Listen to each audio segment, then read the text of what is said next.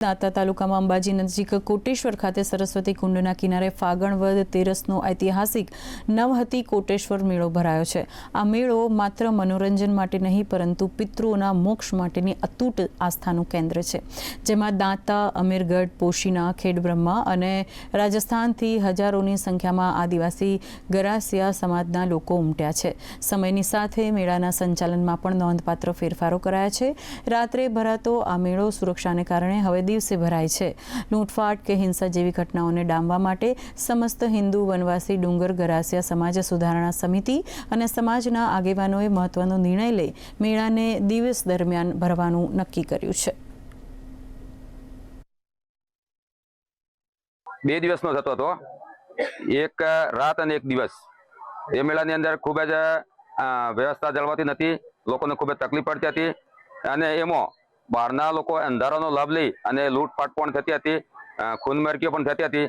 તેથી સમાજે બંધ કર્યો છે અને છેલ્લા 15-20 વર્ષથી આ મેળો દિવસે થાય છે।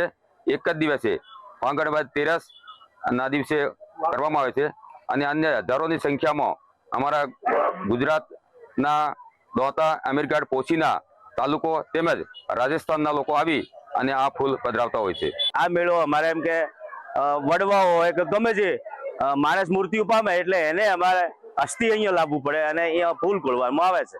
અમારી ભાષામાં ફૂલ કહેવામાં આવે છે।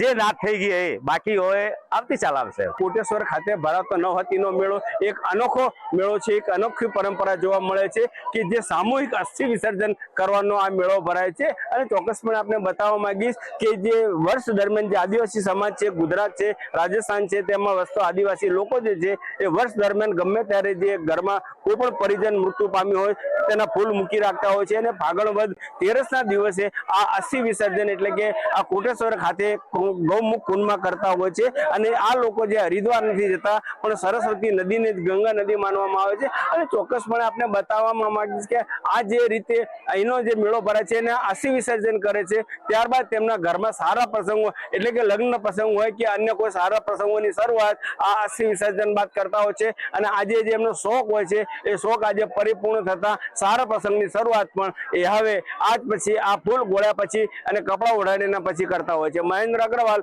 દૂરદર્શન સમાચાર, કોટેશ્વર, અંબાજી।